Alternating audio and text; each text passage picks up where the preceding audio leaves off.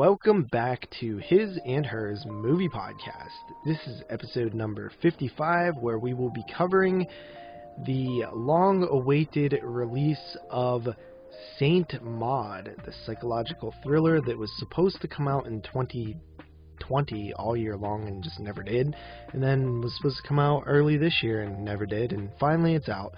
So we'll be getting into that a little bit later, but first, I am one half of your hosting duo, JP, podcasting out of Southwest PA on this February 18th, 2021, and joining me tonight, as always, from my neck of the woods is Carly.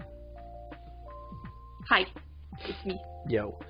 Feels like we've not even left. We have not. Really? I just heard you abuse your dog. What was up with that? That isn't on mic. What? That isn't recorded. I know, I'm just asking what it's. You sounded like, what's his name? Tom Atkins at the end of Halloween 3. You were like, stop it! Stop it! Yeah, that's what it sounded like. Well, he was scratching, or itching. Is it itching or scratching? I say scratching, buddy. Well, he was itching, and I was like, what are you doing? And he's just like, and I'm like, stop it! Stop! Stop it! That's what I do when he doesn't stop. He just looks at me. He looks at me while doing it like, no. Right. Or like I picture him being like, hold on. Just 1 second, one more second. Just like, just one more, I swear. Yeah, that's what they do. It gets on my nerves though, because I'm trying to record a pod and he's over there. Oh, I hear that on your pod sometimes. That's the noise. Yeah, and he shakes sometimes, and you'll hear his ears. It'll be like, yeah, I hear. Like he's like, I picture like water flying everywhere and like him getting out of a tub or something. But anyway, yes, we are back on the pod. We just recorded a pod, and we're doing another pod. So yeah. So shoot, I don't think I really watched anything since we recorded last. I feel like we recorded like 3 days ago. We did, I think. I think we recorded, what was that, Sun? No, that was Sat. Or Yeah. Sun. Sat. Yeah, Sat. And now today is only Wednesday. We usually, kind of bookend Today's things. Thursday, right? Oh, yeah, today's Thursday. Oh, yeah, you're right. We were supposed to record on Wednesday, and you #work. So now we're recording on Thursday. Man, I've just been slacking off watching movies. It's crazy. I've just not been in the mood lately. Yeah, today I didn't watch anything, and yesterday I actually watched a few episodes of Holliston, which I'll talk about.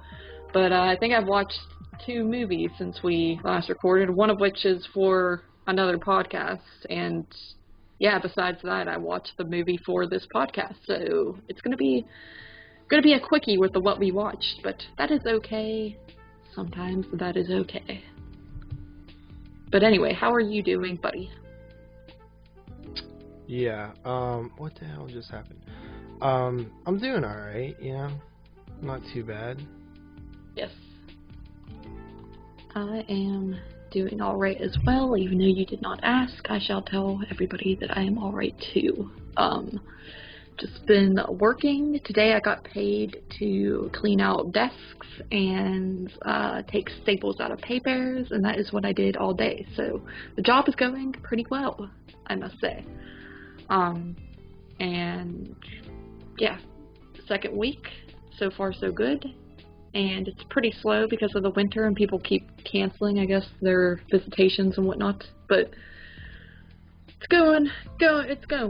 And I surprisingly haven't felt too exhausted afterwards. Like, I was afraid, I was going to be really tired because it's a long drive, and I thought, I'm going to get home and not feel like watching any movies. But that really hasn't happened. Today, I kind of didn't watch anything because I watched a Facebook Live video of a girl selling nail polish, and you asked me why I'm trying to act like a girl, and, well, I just like nail polish. So I did that until you got on and we recorded. No, I'm not. I did that. Is that all I did? I think that's all I've done, really. So, yeah, not a lot has happened since we last recorded. Yeah, not really. Oh, I know something that happened today that was pretty cool. What? The Mortal Kombat trailer came out. Did you watch it? No. Why? I don't know Mortal Kombat. What? Hold on. Is Mortal Kombat that serious? video game? Is that game? Yeah, dude. Or is that the game where you just smash all the buttons and fight? No. I gave you Mortal Kombat 10 for Christmas one year. I know, I didn't play it yet. I said I will. 2 years ago. Buddy, I don't play games that much. I use my Xbox for everything else but game playing. That is ridiculous. I get in the mood to play games sometimes. I'm like, oh, I really want to go home and play this, and then I just don't, and I don't know why. But, yeah, I didn't even open that yet, to be honest. But and it's the one that has the horsehair characters on it. Mm-hmm. So, I shall play it. Mortal Kombat has always been very appealing to horror. I can't believe you grew up with Sega and didn't have Mortal Kombat. Like, what the hell? No, I had it. I just, to me, it's just you're smashing buttons and hoping for the best. Well, yeah, but if you push like left, right, A or C, it's gonna do a combo for some people. You know? Yeah, what like I mean? I had the game, buddy. I did have it, and I did play it a few times. It just what when like you I was had friends over, you didn't play Mortal Kombat against each other. I mean, I didn't. That's no, right. You no, didn't have friends. Forgot. like no one saw that joke coming. That was so original, and I bet nobody was expecting you to say that at all. Very good, buddy. Anyway, no, what I was going to say was on like Sega, I probably didn't, because me and my one friend, because I pretty much had like one friend when I was little, because I was very, very shy. You met her. Her name's Brienne. She stuck around. But anyway, no, we would play Sonic the Hedgehog and this game called Crystal's Ponytail a lot on the Sega. So we didn't really play games together. We would just take turns, and we like to watch each other. And that was that. I mean, I've played other, like, not Mortal Kombat, like, other fighting type games on other systems. Isn't there? What, buddy? I don't know. Mortal Kombat was always, like, my favorite because it was horror, you know what I mean? It's it's like this tournament, and there's, like, you know, these different horror characters, like Baraka with, like, his messed up, scary face, and, you know, it just had, like, you know, the fatalities were really cool, you know, ripping people's spines out and stuff. I'm like, this is horror. There's blood everywhere. I grew up on Mortal Kombat. One of my first, honestly, like literally one of the first things I ever got as like a present was a Sega Genesis. I was like 4 or something. And I got Mortal Kombat with it. I see. You figure Mortal Kombat, the original game, came out in like 1995 or something or no, the movie came out in 95. The game came out in 92, I believe, which is just crazy. That was for the arcades, but I think when it came out on the home version in 93. So I probably got it in 93 or 94. Cool. See, I was spoiled, and I got all of the Sega Genesis games with my Sega Genesis because a friend gave it to me. So that has nothing to do with. Poor, buddy. Oh well, I mean, in my head, it seemed like I was being spoiled. It was also like way like, and also the reason the friend who gave it to me, it wasn't a friend of mine. It was like my dad's boss's daughter. That they were pretty rich, and that I think they had a PlayStation. Yeah, and so they were like, let's give this loser girl our Sega Genesis. But anyway, it was pretty cool at the time. And then my parents eventually got me a PlayStation 2. What?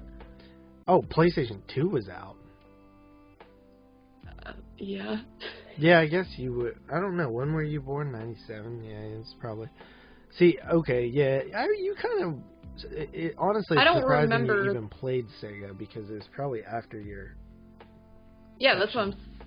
Yeah, that's the poor joke because I was like probably playing it in like 2008. No, not 2008, but like, you know, I don't know how long it took till I got the PS2, but I know I played that Sega a lot. Like I got a lot of use out of it. I played I had all the Sonic games like Sonic and Knuckles, that crappy 3D one, pretty much anything that you could get in like the mega packs. I had those, so that was my favorite. I like to watch my dad play the games too, because I wasn't that good at them and he was better at them. So yeah, I like doing that too. I remember when I was a kid, I had a Sega Genesis. I had Sonic 2 and 3 and 1, but I never played 1. I just never liked it. Because you couldn't do the spin dash where you bend down and bzzz, you know. Yeah, that's true. I had, like, some football games that I actually played a lot. And then the Mortal Kombat 1, and that's about it for a while. And I honestly, and then I had, like, I would rent games a lot, so I would go to the, the video store and rent games. But those were like all, I think those were like all the games I had. Tetris too. And that was like it. And then I got Mortal Kombat 3 at one point. And then my mom, and then something happened, like our house got robbed or something, I don't remember, but I lost my Sega. And then my mom started dating this dude, and his name was Ronnie. And he's like this Italian dude, and he was like, it's kind of crazy to think about now, because he's like, I'm like way older than he would have been back then. Yeah. But he was like cool, and he had like a Sega and stuff, and I pretty much just played it whenever. And yeah, we played that a lot. But I used to like watching him play because he could get all the way to the end in Mortal Kombat and win. But yeah, and I couldn't get past like the third dude. Yeah, I liked watching other people play. I also had, like, I had so many games, and I remember looking through them as a kid and not being interested in half of them, and I think there was a lot of the sportsy ones, and I was never really intrigued by those, but I wish I still had just that bin of all the games so I could see what I actually had, because I had like a Pocahontas game that I like to play, and then there was a Toy Story one. I had that Beavis and Butthead one, but I didn't understand it, I think. Yeah, so I got that years later. The game was hard. Yeah, and then what else? There was this game that I had that I swear is a figment of my imagination, because I have no idea what it was called, and I can the memory of it is like very blurred. But I played it all the time, I swear, and I've always looked up YouTube videos to try to find, like, just look up videos that are like, here are all the games from Sega Genesis, and I swear none of them ring a bell, and all I remember is there being a part where you, like, you're like, I don't even know what the character was, but, like, you have a bat, and there was, like, these rock figure things, and they had faces, and you would smash them with the bat, and it was kind of like a almost Mario type setup where you jumped up on platforms and whatnot. And Are you talking about NES? From the Nintendo? No, I didn't have Nintendo. You sure? Yeah, I didn't know, buddy. You got me excited, but you're wrong. You had a bat. I think that was the weapon, and it was just like grassy, like an outside landscape, and then sometimes there would be, they weren't rocks, they were like statue, like the side of the wall, and I think they had faces, and I think if you hit them, something might have came out. I think you're making stuff up. See, that's what I'm talking about. See, there was a game that I used to have, or that I used to rent, and I don't know what it is. I think that it's like a combination of me misremembering two games. But it was like, I think it was like a shooter or beat 'em up, and it was like, I just remember you could play it co-op, and it was like, I remember like flamethrowers and stuff, and that's like all I remember, and like on like I remember being on like scaffolding or something maybe, I can't remember, and being like in a house, I don't know, but we used to play it. There was a game with like aliens where I thought that was the game, but it wasn't, so... But it was kind of like that. I don't remember, but yeah. So anyway, the Mortal Kombat trailer, it looks really cool, and it comes out in April, so that'll be something we'll cover on here. I see. I see. I mean, it's not horror directly, but it definitely has like some like hyper violence and stuff. It looks good. It looks good. James Wan's producing. Cool. Yeah. We shall cover it. We shall cover it. So yeah. Anything else, buddy? No, I think that's pretty much it. I got some mail today. Yeah. Yeah, I got my copy of Tremors on 4K that I did end up buying.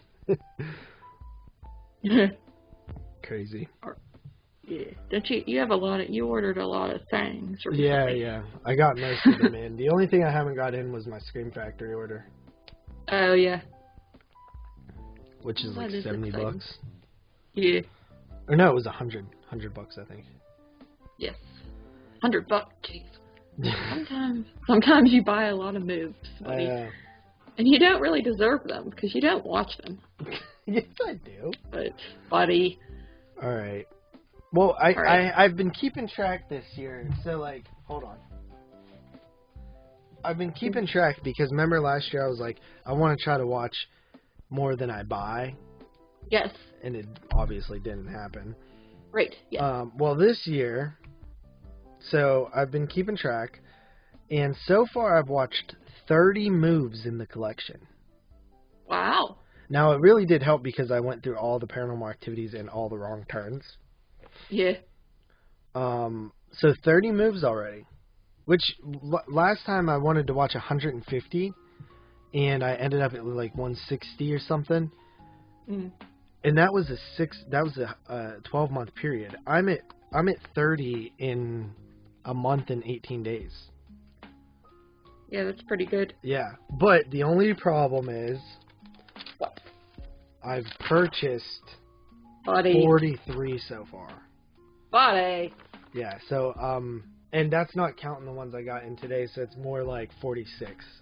Buddy. So I'm like 16 behind already. Dude, you suck. I've been writing them down. Yeah. Yeah, Well, that's good. It's so fun to get mail though. I just love it. Like I know, got Graveyard Shift, and I got I got Effects. Remember that movie we watched at Austin that Austin picked? I got the Blu-ray of that. One of my new favorite labels that I've been buying titles for here and there is Eggfla. Do you know Eggfla? I mean, I've heard of it, but I don't. It's basically just the what do you call it? It's like a really tiny label. They've only done a couple of releases. I think they've done like 20 or something. Why can't I not find them? That's getting on my nerves. I don't know. If I knew, I would tell you. Eggfla. But oh, here they are. Yeah, I have 4 total now, but I wanted to pick up more of them. It stands for the American Genre Film Archive, and okay. they put out they basically like releasing films that are kind of like lost, or not necessarily lost, but like really unreleased. You know what I mean? Like the McPherson tape is probably their biggest release, which is that alien abduction film that was like pretty much released theatrically like one time and then never released after that. Like it might have had like, it was made on like $6,000 budget. Yes. And then like Scary Movie, that's another one, which is like a little slasher Halloween film from like 1991. You watched it, right? Yeah, that was like one of the first ones I watched. It was cool. It was pretty cool. Yeah, but that was only on VHS. So it I never see. had a DVD or anything like that.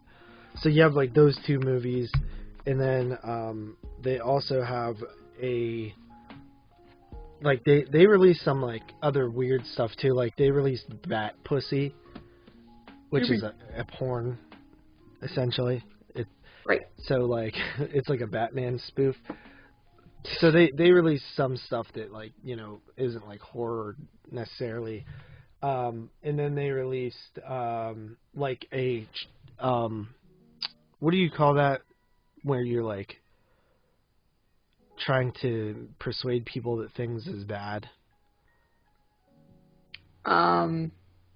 Persuade people things is bad. Yeah, like the drug things that came out in like the 50s.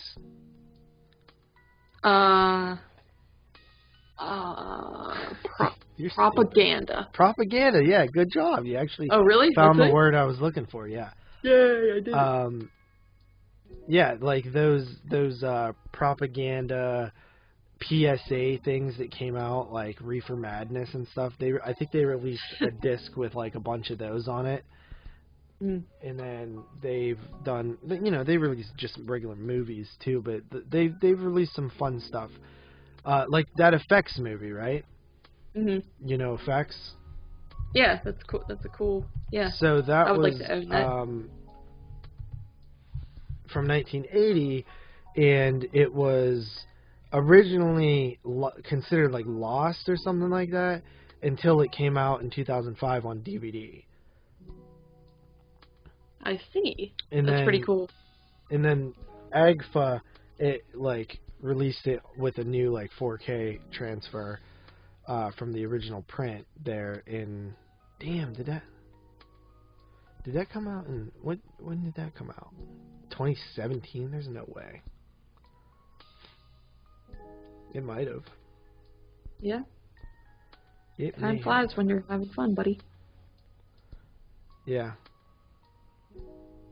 Dude, did you know there was a Three Rivers Film Festival? No, I don't think. Because like that Effects played there. Oh. Huh. Which is in Pittsburgh, but. Yeah. Yeah. I don't know. I might have heard of that before. I may have, but I don't know for sure. I mean, they call everything Three Rivers something in Pittsburgh, so it could be. I don't know. Yeah, I guess that 17, 18. There's no. It's just crazy to me that release would have came out 4 years ago, if that's true. Yeah. Yeah, pretty but wild. yeah. So I picked up 4 of those. I picked up. I owned Scary Movie from when we did 91, and I pre-ordered McPherson tape. And then I grabbed Effects and Satanis. I don't know what Satanis is, but it comes with a bonus movie. And that one went out of print, apparently. So it's expensive now. Mm-hmm. But I ended up finding it for $20, so I'm pretty happy about that. Mm. Cool. But yeah, like here's a list. Here's like some other stuff that they released. They released the Zodiac Killer, which is like a sort of serial killer type movie, and then they released Scary Movie, which we've mentioned, Wicked World, Blood Lake. Some of them are only DVD only because they're like not on. They're like shot on video or something. Yeah. God Monster of Indian Flats, which looks like a Killer Sheep movie or something. I don't know. And then Scary Tales, which is looks kind of cool. McPherson tapes is their biggest release for sure. Wicked World. And then they just released a trailer compilation. Really? Yeah, but I like this thing because not only is it's an actual genre film archive. Like they're trying to save genre movies. You know what I mean? Yeah. And like they even have like, you donate to them and stuff like that, but the Vinegar Syndrome actually distributes the films for them. Oh, that's cool. Yeah. So you can actually usually get them on Vinegar Syndrome sales. Yeah, I would like to maybe get some of those one day. Yeah. And I've become a big Vin Sin collector too, so I think as of right now, there's like, I don't know, 20-ish releases from them, so it's like, you know, I figured I would just try to get a lot of them now before there got too many. But I really don't need to, you know, collect other labels. Right, yes. As you have too many. See, buddy, I still think you're a selfish prick. Why? That's just me. Because you have all these moves that you're not going to watch. And, you know, my birthday's coming up. Do you think I'll get any of these moves that you're not going to watch? No, I won't. So. My birthday's coming up, too. Okay, but I don't have any moves to give you, buddy. You know that I am, yeah, but you're rich poor. now. No, buddy, I didn't get a paycheck yet. Technically, I'm pretty poor. You just got a brand new job where you're making bank. Yeah, but I don't know what bank looks like until I get bank. You know what I'm saying? No. It's the same, like, it's so annoying. Like, you start a new job and they don't pay you, they don't pay you day one. What's up with that? How do they want me to stay if they're not going to give me bank? Right. Alright, dude, well, we should probably get into the things that we watched. Yes, we shall. Alright, how many do you have? I already said, if you were paying attention, which you weren't, I have 3. Alright, I think I have like 2 or 3 as well. Whose turn is it to go first?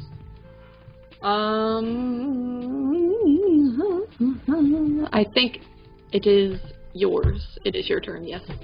Okay, so, yeah, wow, dude, I've not watched anything. So, the first thing I watched was actually, for 22 Shots, we'll be doing it this week. It's called The Tunnel from Survive 05. And, wait. You mean Death Tunnel? Death Tunnel, that's right, yeah. So, Death Tunnel is basically about these 5 girls who go to this like abandoned sanitarium where they have to spend the night. Apparently, like back in Kentucky in like the early 1900s, there's like this white plague and like 60,000 people died there or something. And it's basically, to me, it feels like a House on Haunted Hill, like the remake. You ever see that? Yeah. It's kind of a rip-off of that, where like there's like these twists that are, and I'm just gonna say it because it's not really a twist, but they're like connected to the place in some way. And it's like just junk, dude. It's just pure junk. I think I gave it a 1.5 out of 10. It's garbage. And then I watched The Grey with Liam Neeson. So that's also a movie that we're going to be covering on the podcast. The Grey. Have you ever seen it? No, never heard of it. Yeah, it seems like nobody knows what this movie is, but it basically follows Liam Neeson, who is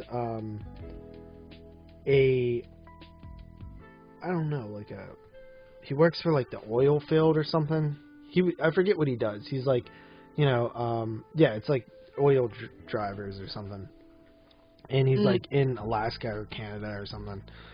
And he boards a plane to go somewhere. None of that really matters. But there's like it's all these like, roughneck like worker guys who are on the plane. And the plane crashes out in the wilderness. And they're all jacked up and it's like freezing cold. Have you ever seen the movie Alive? Yeah, you made me watch that and we reviewed it on our pod once, remember? Okay, it's kind of like that in setup, but if you mix that with Frozen, Adam Green's Frozen, because of the Timberwolves. So they're basically being attacked by wolves at different points in the movie. So there's a few things about this movie, and I'll be brief because we are going to review it. So one, it's played like super serious, but it feels like over the top in a way. Like it feels like the wolf attacks are just like so frequent, and they almost even make them like mythological in a way, like where they make their eyes glow at night and stuff like that, to where it's almost like this eerie like primal sort of monster, like mythological wolf type thing that's going on. But it's not. It's played like they're just regular wolves, but they build the wolves up so much that they're like almost like spiritual or something. It's a weird. The tone of this movie always was weird to me because it feels like unrealistic if you take it as like straight faced, but it feels unrealistic because how many times and how like the wolves are almost like they're intentionally like they're vindictive or something, you know what I mean? Like the wolves are after these people, like almost like a slasher or something.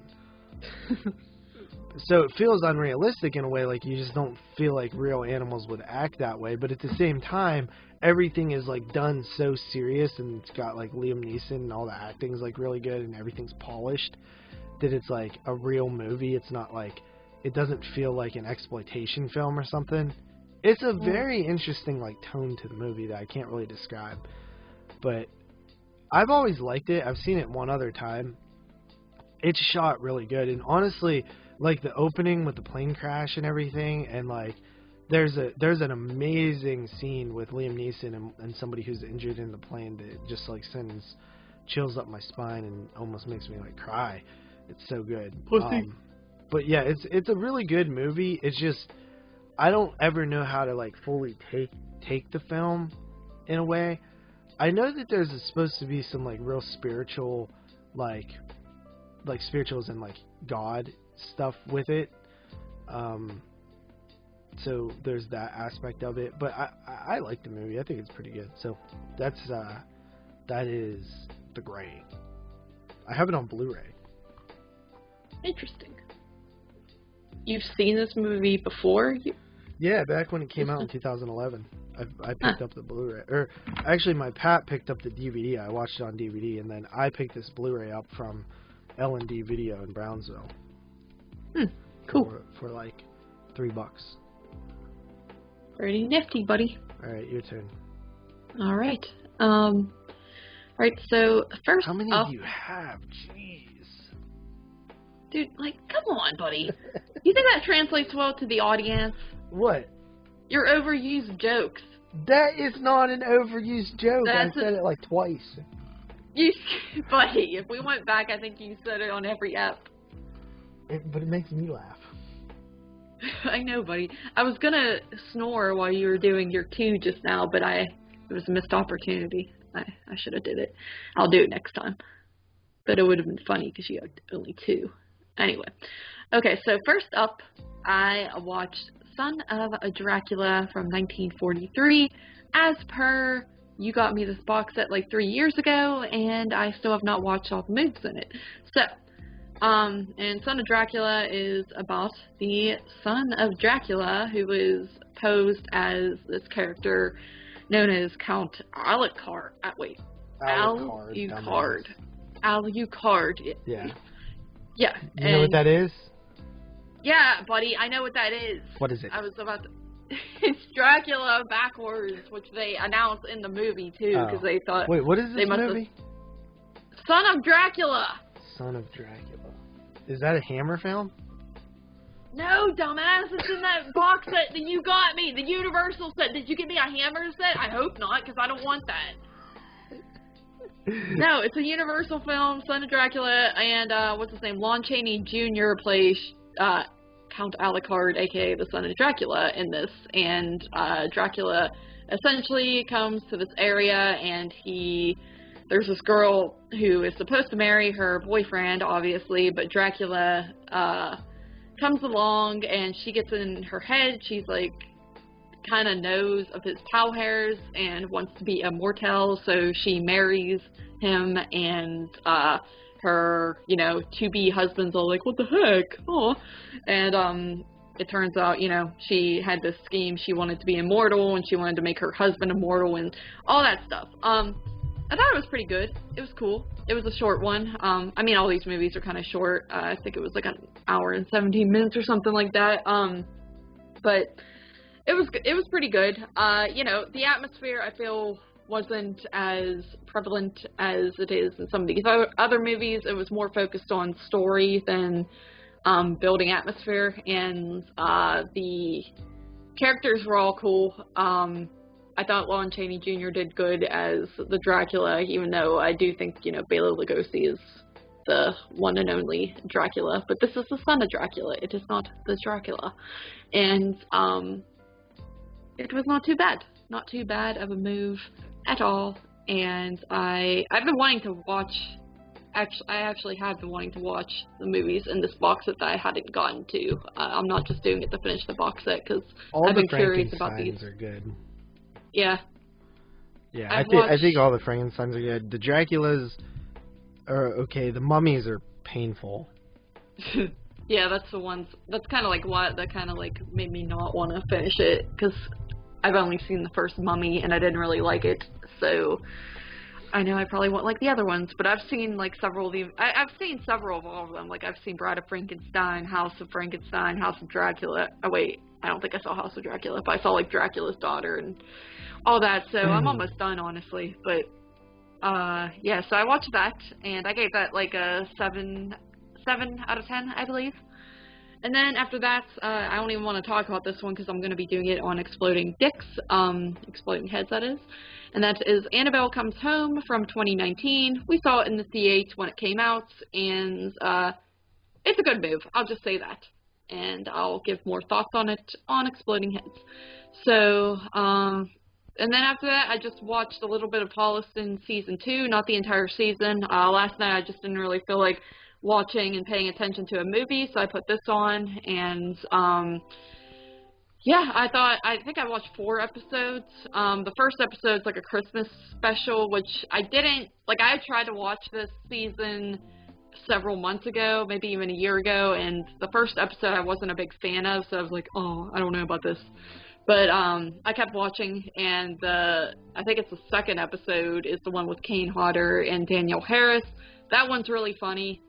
And then right after that, I believe they do a found footage episode where they get the idea that they are going to make a found footage film because it would be cheap, and, you know, they're all like, oh, the Blair Witch, they literally are just ripping off the Blair Witch Project, and they keep doing, the whole episode's found footage, pretty much, and the scenes are like, them going to locations. There's the part where they're in a hotel room, and the one dude's like, dude, why did we get a hotel room? Because they're poor. And they're like, we live in the same town. Why did we waste money on this hotel room? And they're like, they did it in the Blair Witch Project, so we had to. And that episode's really funny. I thought it was clever and good. This whole show is just so cool that it exists, you know? Mm-hmm.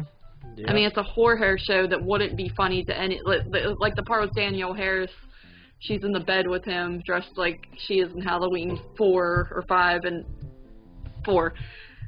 And then Kane Hodder comes in and he's like, oh yeah, and he puts on a Jason mask, and they're like all about to have like a threesome, and they're like, oh, this is just like that convention when Angus Scrimm was on the bottom and Robert Englund was on the top, and they're saying all this stuff that nobody would find funny if they didn't like horror movies, nor would they know who half those people are. So it's a good show, and I hope to see more one day.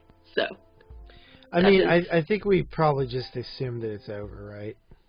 Yeah. Just because, like, how old is Adam Green now? I mean, we met him, what, 4 years ago?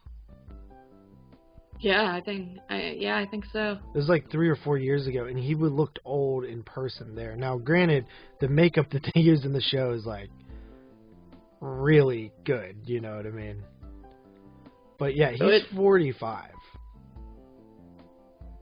I was just Googling that, and you stole my thunder. So I mean, how much longer can he play like a early 20s guy, maybe late 30s at the most? Or late 20s at the most? That they are, right? How old would you say Joe and Adam are supposed to be? I would in my head, even watching the show, I would say like late 20s, early 30s, like you just said. I mean, because then the girls seem young too. Everyone seems really young. That's actually really weird to think about, that they're like about to be 50 in like 5 years. So yeah, you can't pull that off forever. Like maybe the women, but those two are. How old's what's his name? What's the other guy's name? Joe Lynch. Yeah. Joe Lynch is,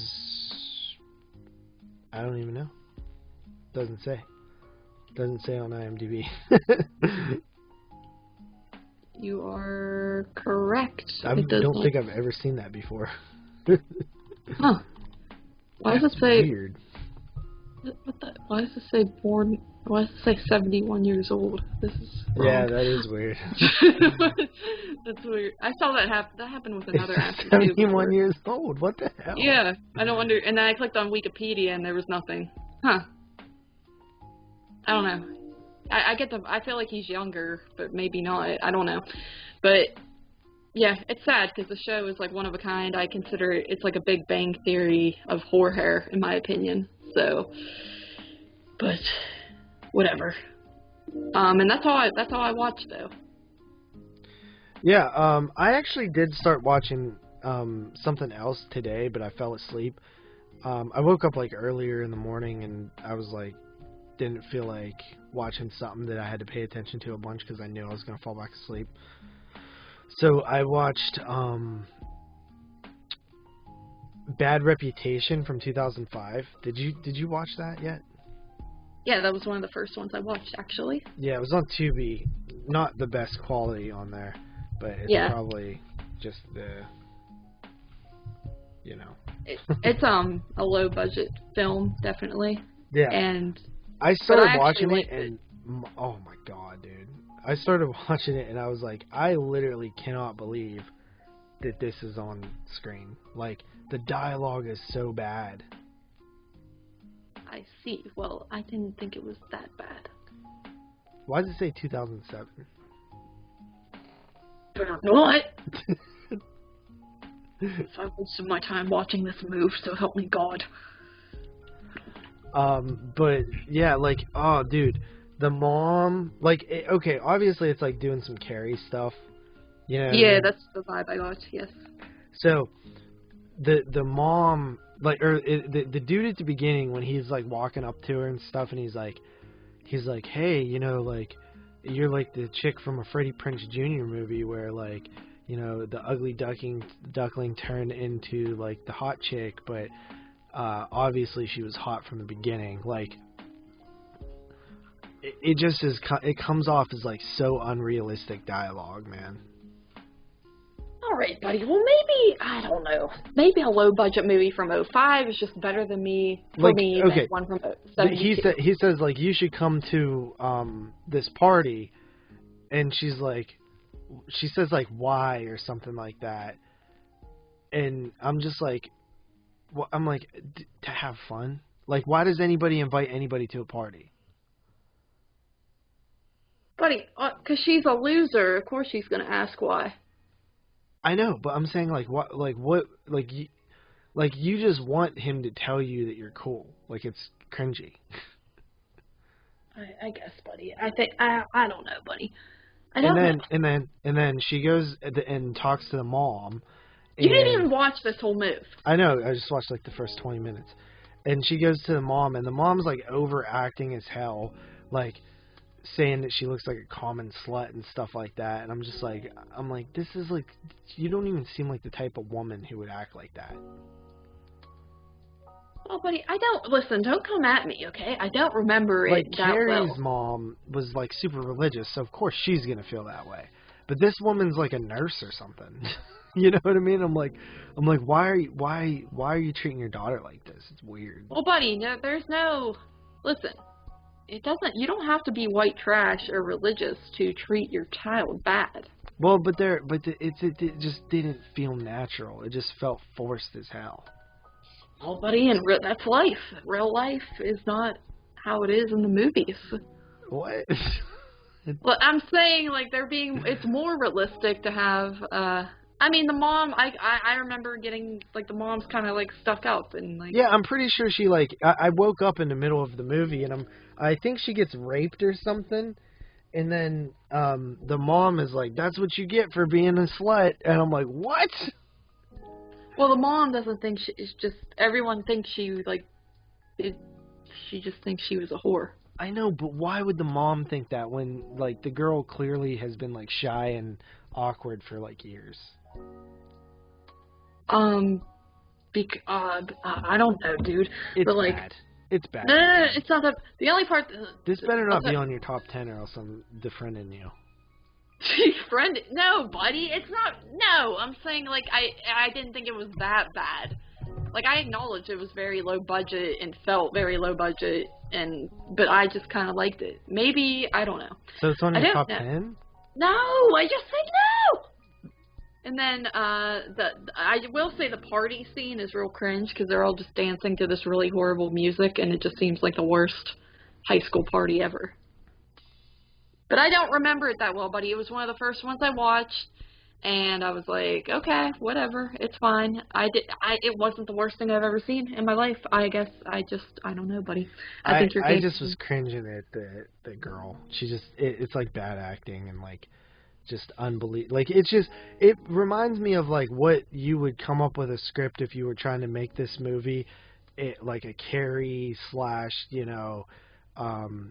Me Too type of thing, which obviously that didn't exist back then in terms of the word, but like that type of thing, and then you did it while in like high school or just out of high school, and that's like the dialogue you came up with that is like not tested, it's not weeded out of like good versus bad. Like they're not like taking their time to try to make it like more natural. It's just like the first thing that they came up with, they shot. I see. I did not know you were a filmmaker, but okay. Well, I didn't know these people were either. Shut up! Finish the move, and then come back to me. Just finish it! That's not fair. You're giving a review off of 20 minutes. You were like saying, this was you the whole move. I kept waking up to bad dialogue, and I was like, this fucking movie's still on. Dude, stop. It's not even that long. It is kind of long, isn't it? No, it's only an hour and 30 minutes, but... Okay, it's not even that long. Let's get into our featured review here, and then we'll be done. Fine. All right. Wait. So, Saint Maud, 2017. 2019. Jesus, buddy. Yes. Saint Maud, I shall give a synopsis. Okay. Having recently found God, self-effacing young nurse Maud arrives at a plush home to care for Amanda, a hedonistic dancer left frail from a chronic illness. When a chance encounter with a former colleague throws up a hint of a dark past, it becomes clear there is more to Maud that meets the eye. Yes, directed by Rose Glass, who, honestly, like, I had a feeling this was directed by a female before I even looked. Isn't that weird? And this is her feature debut, so this is her first feature film. Of course, it is a A24 film. This was one of the big films that was supposed to come out last year. As we know, there's usually like a handful of A24 films that hit theatrical releases that make a huge splash. Now, my first question to you, before we even getting into the review, is had this came out theatrically, had COVID not been a thing, had this been released under normal circumstances, do you think this would have been a big movie and made a big splash? I don't know. I feel like people would have gone to see it. I don't know if they would have been... I feel like it would have had like a Hereditary kind of effect where people would be like, oh, I thought this movie was going to be scary, and it wasn't. Really? So you're giving it that Hereditary status. Not Hereditary. Hereditary is like one of the biggest movies. Not like that high up, but I'm just saying I could see it being... Because a lot of people were excited for it, and I could see people going into it thinking it's going to be this really creepy, scary movie, and then being like, oh, it sucked. What? So, What? but I'm saying, do you think it would have, like, okay, whenever... So you're trying to say I didn't answer your question right, and you're coming at me. Yes. So, whenever Hereditary came out, right, like, that's probably, like, one of the biggest films of the year. Same thing with Midsommar, right? Like, you look at those 2 last years, and it's like 2019, Midsommar, and even The Lighthouse, that was another big one from 2019 that just, like, sort of stuck around and people talked about. Climax from 2019 as well. And then you go back to Hereditary. Are you talking about, like, the general audience, or do you just mean, like, us? I just mean, like, both. Like, look, The Witch, 2016, right? Yeah. They're like, every year it's like there's a big Hereditary movie, and I feel like they were marketing this as the one for 2020. Even stuff like The Killing of a Sacred Deer in 2017, Hereditary 2018, 2019, Midsommar, and The Lighthouse. Do you feel like this would have hit, like, 2017, Black Coat's Daughter, There was every year there's like 1 or 2 A24 films that are, like, gonna be people's, like, number 1, 2, or 3 film of the year. I don't know. With this one, I kind of feel like it might be, like, a step down from being that great. Like, I feel like people would be all hype on it at the beginning of the year or whenever they see it, kind of like VFW or something like that. And then by the end of the year, no one would be really talking about it anymore, and it might have fallen down on the rings, just because I feel like this movie doesn't have as much to it as all the other movies you just mentioned. Like, it has good atmosphere and stuff, but I don't think it would be as memorable. It doesn't have anything that's, like, super stand-out-ish, I guess. Like, I feel like there could be other movies to come out that would be similar to this in a way, like, atmosphere-wise, that this would not be that standout-ish. Yeah, see, my thing is, like, I actually think this movie would have been bigger had it came out naturally. Right, yeah, that's what I meant. I think it would be huge. No, and here's why. I just think that, like, something about a movie that comes out when it's supposed to and not keep getting pushed back, the expectations aren't as high. And I think that, like, while I agree that this film probably wouldn't have been, like, Hereditary status or, like, The Witch status, I do think that it probably would have, like, done really well. Like, I think people would be like, oh, you gotta go see this movie or something. You know what I mean? I think there's a difference when watching shit at home, I swear. Yeah, there is. I agree. I don't know. Maybe I'm wrong. I don't know. I just feel like the response to this movie has been extremely lukewarm. Like, and I don't necessarily think it's because of the movie, but it might be. No, I do think that I would have... This is one that I'm bummed that I didn't get to see in the theater. I would have loved to see this on a big screen. But I don't think it's just the theater aspect. I think that it's, like, the pushback as well. Yeah. Like, this movie was supposed to come out early last year, like, and it didn't. And then it got pushed back. And then we thought we were getting it late last year, and it didn't. And then we thought we were getting it, like, 4 weeks ago, and it didn't. And then we thought we were getting it 2 weeks ago, and it didn't. And then finally it came out. And, like, I didn't even see that many people watching it when it came out. That's why also I think that, like, everybody that was saying that VOD is going to be, like, the way of the future, like, these films just coming out right on VOD when they're released. I just think I think now we're seeing the true effects. Like, before, when we were in the heavy end of the pandemic, and, like, there was nothing to do, and the first film that came out on VOD, everybody's like, oh, dude, we can watch this movie or whatever. Now that there's a lot that are starting to come out, I just don't think that it's not a big deal anymore. Yeah, I would agree. And not that many people are actually renting these films that we thought were going to. Yeah, I definitely agree with that. I didn't, like, if Saint Maud came out on VOD back in April of last year, would you not have seen it every other post on your Facebook feed? Yes. I didn't really see it. I really didn't. No, I didn't either. I mean, like, I know, like, Austin watched it, and even on Letterboxd, I always look at Letterboxd to see, like, other people's rating, what friends actually watch the same movie as me, and it didn't seem like many people had checked it out, even on there, and no one's really posting about it, and that's kind of that. Like, I feel like it just kind of fell off, and that's... And I feel bad, like, I feel so bad for, I think of the filmmaker and the actors involved with this. Yeah, and Rose how much Glass that is making a feature, and, like, if this came out, it probably would have done well theatrically, you know what I mean? So, yeah. It's sad, because, as we've talked about before, like, the female voice in horror is so represented.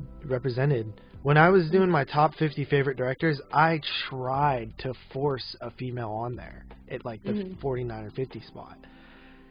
Because just to have one, you know, just to show some love. But I couldn't find a woman who deserved it over the people that I already had on the, 1 through 50 spot. Over Mick Garris. Over Mick Garris. And it's because, like, no woman out there really directed more than one movie. Yeah. One horror movie that's good. Jennifer Kent is probably the closest with The Nightingale and Babadook. Mm-hmm. Yeah. So, like, when you have the, Cravens and the Carpenters and the Hoopers and those guys who directed a ton of movies, and then you even have, like, the lesser guys like Eli Roth and Rob Zombie and Neil Marshall and those guys that directed, like, 5 or 6. Well, when you look at females, it's like 1. There's so many female-directed horror films that directed, like, a masterpiece, but it's just one and done. Yeah, like, the only people I ever think about is, like, the Soska sisters, and they really only have one movie that I really like. I mean, their first film was very low budget and just okay, and then they did that Rabid remake, right? Yes. Which was okay. That's just okay, though. Like, I love American Mary, but that's all they really did. So, yeah, you have a lot of them who... I think they're kind of, like, canceled right now, anyway. Oh, sorry. Our pod shall be canceled. But, yeah, so it is unfortunate for Rose Glass. I would have liked to see this come out theatrically, and I doubt it really made that much money on VOD, because I didn't see a ton of people watching it. And another thing, like... It was online, like, a day after it came out, like on all the, like, pirate sites and stuff like that. It honestly, it was on there before it came out, because it got released in the UK first. Oh, so it was, people were already seeing it before it was, like, officially released, so that kind of sucks too. But anyway, so what did you think of Saint Maud? I really liked it. I thought it was great. Like I said, it's kind of, there's not a ton to this movie. It's a kind of a basic story. Young girl, she has something bad happen when she's working at the hospital, so then she turns to home health, and, she gets really religious and is trying to essentially find her purpose, because she feels that there should be more to her life than what she's doing, even though she is doing, noble work, sort of like this hospice care for people, but she just feels like God should be using her for something more, and, things kind of escalate. So that's essentially the story, but I dug it. I thought it was very eerie. I loved the atmosphere. I loved the setting. I thought the main girl was great in her role, very fitting. She's like, she has like this plain look to her, and it's almost unsettling at times. And then, there's a point in the movie where she kind of unwinds a little bit and is all dressed up, and she looks really pretty, and it's she changes that sort of personality really well. But I really dug it. And when I was watching it, I was like, it's only 83 minutes, yay! Because A24 moves are always like 3 hours. And you were like, well, I kind of it's an A24 move, I would want it to be longer. And I kind of agree. After watching it, I was like, I almost wish there was more to this. Dude, because it was so short. Like, it was too short. When I was watching it, I was like, I think I looked and I was like, okay, there's like literally 24 minutes left. I was like, wow. Yeah, and it's a slow burn, but even then, it's like, I was just like, I wish there was more, because I enjoyed the story. It's not a bad thing. It's not like a knock on the movie. It's just like I was wanting more, almost more crazy, scary stuff to happen. There's but not a ton. Here's the problem with the movie for me. There's just not a ton of things that happen. Yeah. Now, I don't think that's a bad thing. You know what it reminded me of? What? Do you remember that movie we watched like a couple of years ago on Netflix and Chill, formerly Netflix and Chill, now Shudder and Chill? The sweet lonely girl or some shit Sweet that. Lonely Girl. Yeah. With the blue cover. Mhm. It reminded me of that, just like this one sort of, or like House of the Devil or something. This sort of like one character driven film. And I don't know, like, do they say what year this is set? Like, it's modern time, right? Yeah, I'm pretty sure it's modern. It kind of looks old, but right. So it's modern, but it feels old. But then it feels kind of modern too when she's out in the town and you have those like lights in the background and stuff like that. It's really beautiful. Like, it does give me a great atmospheric feeling, like when she's in the town and you see all the at nighttime and it's like really bright and lit up in the background and stuff. Yeah, I agree. And I don't know, I really like the story. I found there was several unsettling moments that kind of got under my skin. There could have almost been more, but even with what I got, was memorable. I think storylines like this where religion can be taken too far, but then you're like, maybe she's not taking it too far, maybe she's not crazy, maybe she is, like, that type of stuff creeps me out with, because, you know, God's supposed to be this good thing and empowering positive thing, but then you have people who are reading into stuff too much, or they think God's talking to them when really they're just crazy, and that type of stuff really freaks me out. So this movie worked quite well for me. Right, and like, it's kind of ambiguous, but it's kind of not at the same time. But I think I still ended up taking it different than some people, or it could be taken different than some people as well. I really like horror movies that deal with like religion and like faith. And I do agree that, like, I think it was it Jamie or something. I saw a comment where it said that Brian said that making fun of Christians is like low-hanging fruit in horror movies. I completely agree with that. Yes. I think that it's just too easy and basic. So, like, I think that films that actually have like a strong sense of faith and like tackle that is more fun. Yeah. And I think that this girl is like great as the lead. She comes off really believable, and honestly, just like a lost soul. You know what I mean? She just feels like a lost soul who's trying to find her purpose, and feels like that she is meant to have a higher purpose or a bigger purpose, and she's almost sort of like obsessive compulsive with that, and it's like but it's almost like she wants it for the wrong reasons or something, you know what I mean? Yeah. She wants it for her to have purpose, for her to feel something about herself, instead of for like selfish. Yeah, instead for like the good of the world. It's more like selfish, like she needs it. But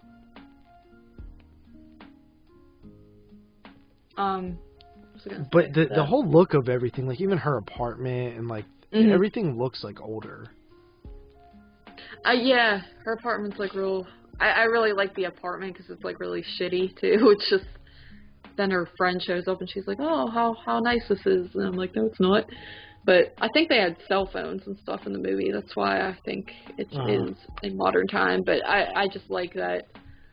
I really dug the look and the whole higher purpose thing that, you know, because I think people in general always want that sort of, they crave to feel like they're doing something good and that they have more purpose. That's kind of a big thing with life. I think it makes you happier and makes you not depressed to feel like, oh, here is my purpose, and that's kind of what people chase. So that aspect I enjoyed as well in the film. How did you feel about the end? You mean what do I think happened, or just how I felt? Well, don't say exactly what you thought happened, but I'm saying, like, what did you feel? Do you feel like your questions are answered, or? I do, and I like the end, and I think the last image at the end is very creepy, very scary, I guess, rather. So, yeah, I was pleased with the end. I didn't feel confused. I'm sure you probably have some off-the-wall opinion of the move, but I feel like, yes, my questions were answered.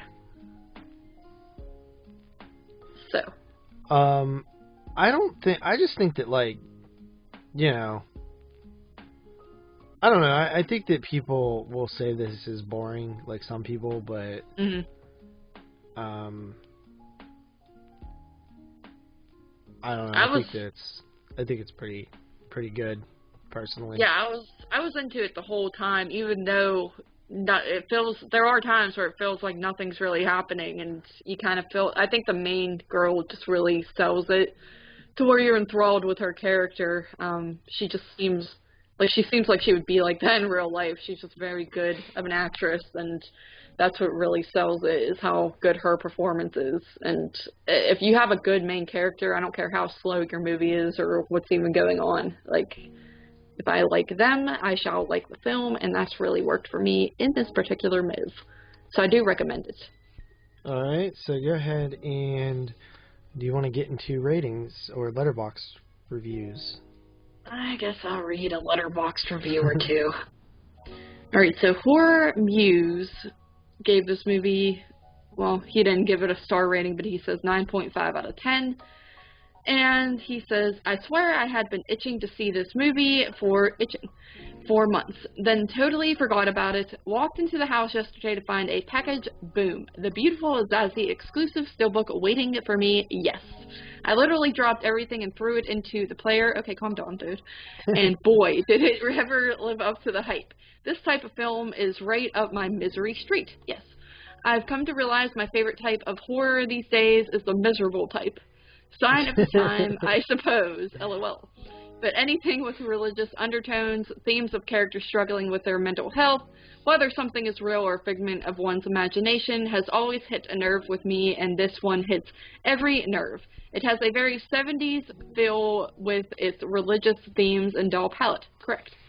I love the dreary seaside setting. I'm from a seaside town. The little chippy shops and quintessential Irish English pubs are something very familiar to me, and it really adds the sadness to the story to me. There's something to be said in the history of these once booming seaside towns and their decline. Right. The score is very Edgar's-esque, and the film's comparison to his style in general can only be a good one for the director. The main lead for me, though, is who makes this movie excel to the heights for me. What the heck? She was immense, absolutely stunning performance. And the end scene, excellent. And I can tell already this will be up there in my year's best. So that was a good review. And then I will say on Letterboxd, like, it was another thing where there weren't that many horrible reviews. So, I mean, that's good. This is from someone named Zazula, and she gave it 2.5 stars. I think it's a she, I don't know. Too much build up for too little payoff. I hoped for some interesting commentary on religion, faith, Christianity, but the movie doesn't really go into it that much. It doesn't feel biblical at all. Don't see any interesting parallels or anything. I don't know enough about Maud to care about her loneliness. She's just a weird girl from a horror movie. It wasn't bad. It tries to be ambitious, but there's not much underneath the surface. So, I see. And I could see people feeling that way, that there's not enough to the movie, but I don't know. I think they handle religion in a good way. It doesn't have to be overly biblical. I see it more as just like the obsession with God and the faith and stuff like that in this movie. So, yeah, I mean, you could replace the religion aspect with dancing. You could replace it with like ballet or modeling. Anything really. It's about being obsessed with wanting to feel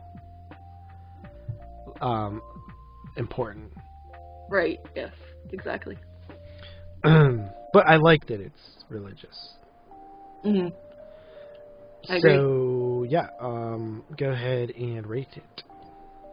I enjoyed it quite a bit, and I am probably pretty high, but I gave it a 9 out of 10. Yeah. I'm a little bit under you. So, I don't know. Sometimes I feel like I'm a little harsher at the beginning of the year than the end of the year. Because I'm like, all right, new year, impress me. You know what I mean? But yeah. I'm coming in at an 8 out of 10. It's one that I wouldn't mind rewatching towards the end of the year. And I'm not a huge rewatcher, but it was so short that I feel like I could give it another shot. Especially if it came out on disc. I would be curious if there's a commentary, which there probably isn't. Because today's times they don't like to do that. But if there was a commentary on a disc, I would totally like to hear that. Yes, I feel. So, with that said, I guess that's it for this episode. Next week, we shall do either Willy's Wonderland or I have a new movie called Samurai 400 vs. 1. I have to check out if there's an embargo date on that. I got it from Well Go USA for review. But yeah, we will do one of those two. I'm not watching that. Yes, you might. No. No. Yes, you might, buddy. It is only a 2.5-hour samurai action film. Buddy, we don't... It's I know a movie podcast. I know, but like you even... there were times where I suggested we do a movie that wasn't horror, and you were like, yeah, well, I like horror. Actually, buddy, it's only an hour and a half. Oh, okay. That was the big deciding factor.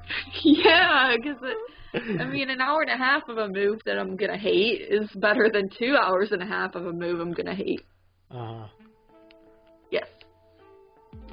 So anyway, that is the end of our show. Right. So we'll do one of those things next week. I like that there's more things to do right now. Maybe we'll do Willy's Wonderland and then the other one the week after. Yes. All right. So with that said, I guess we'll see you guys next time. Peace out. Bye.